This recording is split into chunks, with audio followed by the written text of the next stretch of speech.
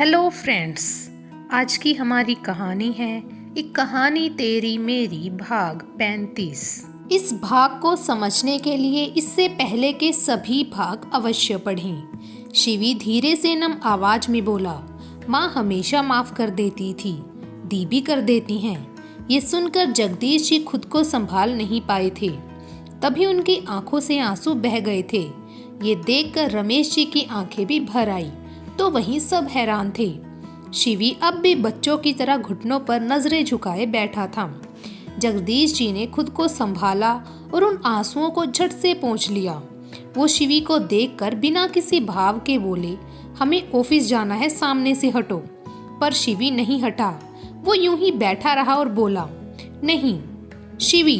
जगदीश जी तेज आवाज में चिल्लाए। गरिमा, अक्षरा दोनों ही एकदम हिल गए। उन दोनों को डर लग रहा था कि कहीं बात बिगड़ ना जाए। शिवी उठकर खड़ा हो गया। उसने जगदीश जी की ओर देखते हुए कहा, आप क्यों करते हैं ऐसा? आपके इसी बिहेवियर की वजह से नहीं समझ पाया था मैं कुछ।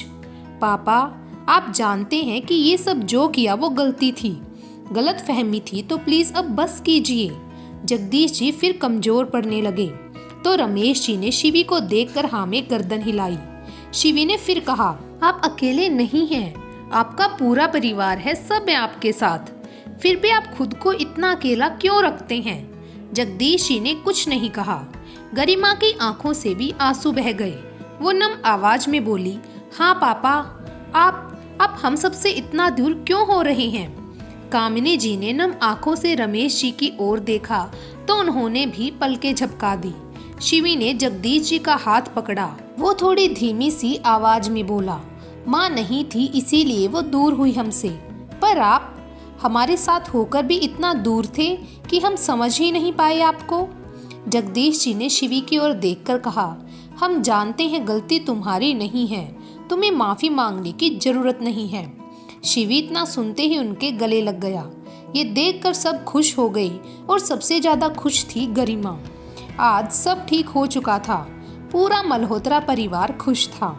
रमेश जी ने जगदीश जी की ओर देखकर इशारे में कुछ कहा तो उन्होंने गर्दन हिला दी और वो दोनों ऑफिस के लिए निकल गए। अक्षरा शिवी को देखते हुए मुस्कुराते हुए कमरे की ओर बढ़ गई। गरिमा ने बहुत प्यार से शिवी का माथा चूम लिया और खुश होकर बोली, थैंक यू छोटे। शिवी मुस्कुरा दिया। उसने इस वक्त कुछ भी कहना ठीक नहीं समझा, पर उसके मन में कुछ चल रहा था। वो उठकर अपने कमरे की ओर बढ़ गया। अक्षरा कमरे में शिवी का कॉलेज बैग, वॉलेट सब सही से सोफे पर रख रही थी। तभी शिवी कमरे में आया।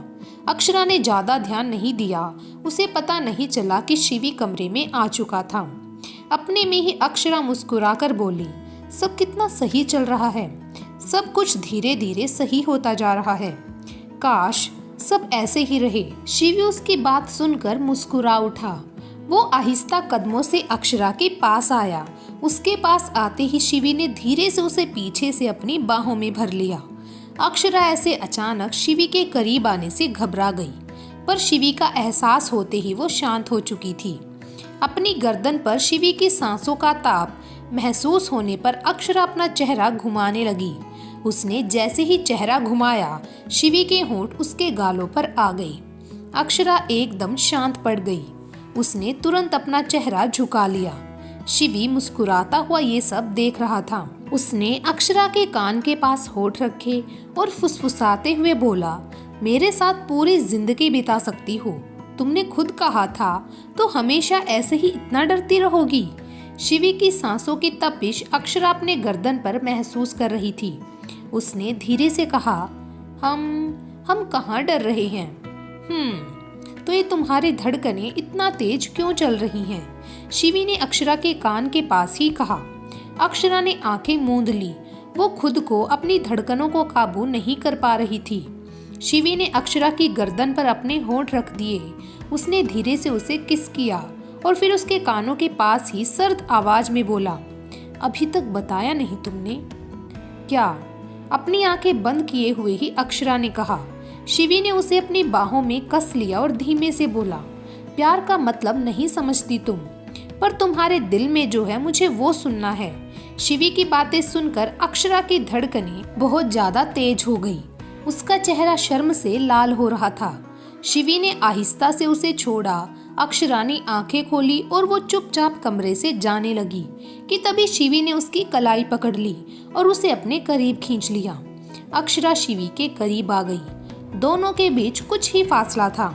शिवी ने अक्षरा के गाल पर हाथ रखा और उसकी आंखों में झांकते हुए बोला, शिवांश मल्होत्रा जब अपनी पर आएगा तब बोलना तो पड़ेगा तुम्हें।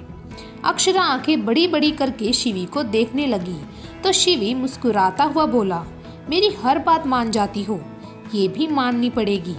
इतना कहकर उसने अक्षरा को फिर से छोड़ दिया। उसने अपनी नजरें झुका ली और शर्माते हुए कमरे से बाहर चली गई। शिवी ने मुस्कुराते हुए अपने बालों पर हाथ फेरा और बोला, जानता हूँ तुम कैसे बोलोगी। इतना कहकर शिवी ने अपना वॉलेट जेब में डाला और बैग लेकर कमरे से बाहर निकल गया। रजनीश माहेश्वरी आज बहुत परेशान था। उदयपुर में हुए राणावत परिवार पर हमले का पता लोगों को लग चुका था। अब तक जो महज एक एक्सीडेंट लग रहा था वो एक सोची समझी साजिश थी जिसका पता चलने लगा था और इस केस को बहुत ही बारीकी से देखा जा रहा था। रजनीश माहेश्वरी परेशान सा अपने कमरे में टहल रहा था। तभी विनय आया। उसने दरवाजा नॉक किया और बोला, साहब वो मल्होत्रा साहब अभी मीटिंग पोस्टपोन कर रहे हैं। इतना सुनकर रजनीश माहेश्वरी का दिमाग घूम गया। उसने चिढ़ते हुए कहा, क्यों? विनय कमरे में आता हुआ बोला, क्या हुआ साहब, आप परेशान लग रही हैं, सब ठीक है ना? रजनीश माहेश्वरी ने विनय को घूरा तो वो चुप हो गया।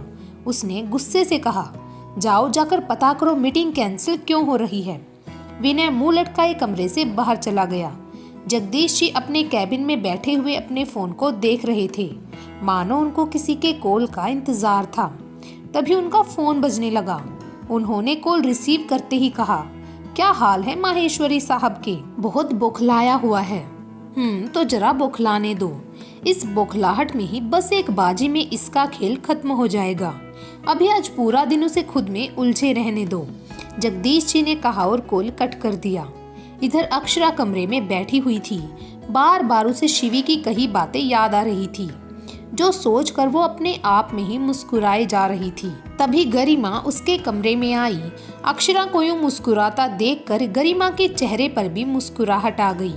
वो मुस्कुराते हुए बोली, क्या बात है, आज तो बहुत खुश लग रही हैं आप। अक्षरा एकदम से अपने चेहरे पर आए भाव छुपाने लगी। उसने गरिमा की तरफ देखते हुए कहा, नहीं दी। गरिमा मुस्कुरा उठी। उसने अक्षरा का हाथ अपने हाथ में लेते हुए कहा, ये जो चमक आपके चेहरे पर है वो बता रही है कि आप किसके बारे में सोच रही हैं। अक्षरा ने शर्माते हुए नजरें झुका ली तो गरिमा मुस्कुराते हुए फिर बोली, जिनके बारे में सोचकर ही हम इतना खुश हो जाते हैं उस शख्स की अहमियत हमारी जिंदगी में बहुत ज्यादा होती है। हाँ दी, पर क्या? अक्षरा बोलते बोलते रुकी, पर गरिमा शायद समझ चुकी थी वो क्या कहना चाह रही थी।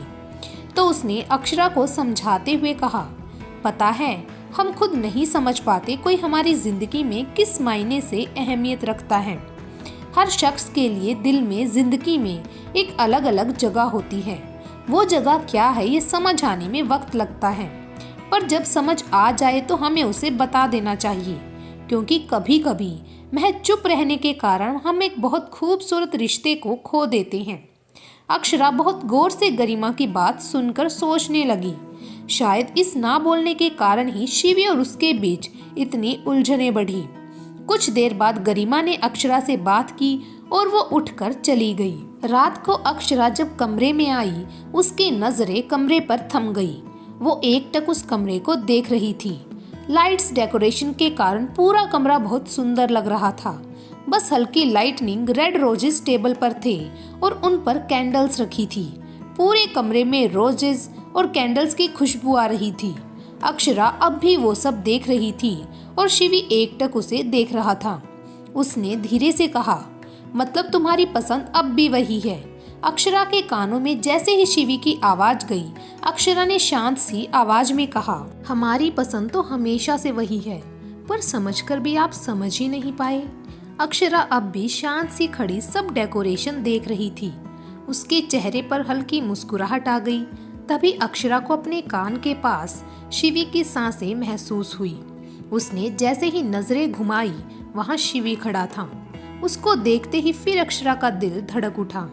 शिवी ने अक्षरा के चेहरे को देखते हुए आहिस्ता से उसके दाएं गाल पर हाथ रखा। उसके हाथों के स्पर्श से अक्षरा की नजरें उस पर ही थम गई।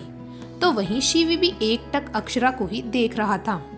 उसने अक्षरा के गाल को हल्का सा सहलाते हुए धीरे से कहा, अक्षरा, जब तुम्हें पहली बार देखा था तो मैंने सोचा नहीं था इतना गहरा कनेक्शन होगा तुमसे। अक्षरा का दिल अब भी जोरों से धड़क रहा था। शिवी ने अक्षरा के गाल पर हाथ रखे हुए ही उसे अपने और करीब कर लिया। वो अक्षरा की आंखों में ही देख रहा था। उसके हाथ अक्षरा के होंठों पर आ गए। उसने अक्षरा के होंठों को हल्के से छुआ और सर्द आवाज में बोला, कुछ तो बोलो। अक्षरा शिवी को देखने लगी।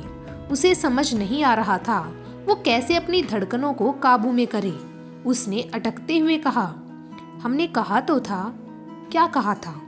शिवी अक्षरा को अपने और करीब करते हुए बोला, शिवी। अक्षरा ने फिर घबराते हुए ही कहा। शिवी ने उसके गाल पर रखा अपना हाथ हटाकर उसके होंठों पर उंगली रख दी। अक्षरा शिवी को देखने लगी। शिवी उसके होंठों पर रखी उंगली से उसके होंठों पर उंगली फेरते हुए धीरे से बोला, रहने दो। अक्षरा की नजरें अब भी शिवी पर ही थी। शिवी ने अपनी आंखें मूंदी और उसने अपने होंठ अक्षरा की तरफ बढ़ाए। शिवी की बंद आंखें पास आते होंठ देखकर अक्षरा ने अपनी आंखें मूंद ली। तभी शिवी ने उसके माथे पर होंठ रख दिए। उसने अक्षरा का माथा चूम लिया और चेहरा हल्का सा झुकाते हुए उसके माथे से अपना माथा जोड़ लिया। दोनों की ही आंखें बंद थी और आंखें बंद किए दोनों एक दूसरे को महसूस करने लगे। पूरे कमरे में इस वक्त बस धड़कनों का शोर गूंज रहा था। कुछ मिनट बाद खामोशी तोड़ते हुए यूं ही आंखें बंद किए हुए शिवी बोला, जब तुम पहली बार मिली थी तब से एक बहुत कनेक्शन फील हुआ था। धीरे धीरे जब तुमसे मुलाकात बढ़ी तब वो कनेक्शन और गहरा होने लगा। यू नो व्हाट अक्षरा, सबसे मुश्किल था अपनी फीलिंग्स को छुपाना। शिवी इतना कहकर शांत हो गया। उसने आंखें खोली तो देखा अक्षरा आंखें खोले उसी को देख रही थी। उसने उसकी आंखों में झांकते हुए कहा, कनेक्शन तो था, बहुत गहरा कनेक्शन। आपकी हर बात मानने का दिल करता था। वैसे हमने कभी किसी से हेल्प नहीं ली, पर जब से आप हमारी हेल्प करने लगे तब से एक छोटी सी प्रॉब्लम आते ही हम आपसे हेल्प लेने आ जाते थे, क्योंकि आदत हो गई थी। शिवी ने कुछ नहीं कहा, वो बस अक्षरा को देखता रहा। अक्षरा अब खुद शिवी के करीब आई और उसने शिवी के सीने से सर लगा लिया। शिवी ने भी अक्षरा की पीठ पर अपने हाथ रखकर उसे अपनी बाहों में जकड़ लिया। अक्षरा यूं ही शिवी के सीने से लगी हुई धीमी सी आवाज में बोली, शिवी, आप हमारी जिंदगी में क्या मायने रखते हैं, ये शब्दों में बता पाना मुश्किल है हमारे लिए। अक्षरा चुप हो गई। कुछ पल बाद वो शिवी से दूर हुई। उसकी नजरें शिवी के चेहरे पर ही ठहरी हुई थी। तो वहीं शिवी भी अक्षरा को ही देख रहा था। अचानक ही वो झुककर घुटनों के बल बैठ गया। अक्षरा बस चुपचाप होकर शिवी को ही देखती रही। शिवी अक्षरा को देखते हुए ठंडी सांस लेते हुए सर्द आवाज में बोला, मैंने तुम्हें खुद से दूर किया सिर्फ अपनी दोस्ती निभाने के लिए, पर तुम्हारे लिए मोहब्बत कभी कम नहीं हुई। बहुत कोशिश की कि तुम्हारे लिए जो एहसास हैं उन्हें खत्म कर दूं, पर नहीं हुआ, कर ही नहीं पाया। इतनी कोशिशों के बाद भी नहीं कर पाया। अक्षरा शिवी के चेहरे को, उसके एक एक हाव भाव को गौर से देखते हुए बहुत ध्यान से उसकी बातें सुनती रही।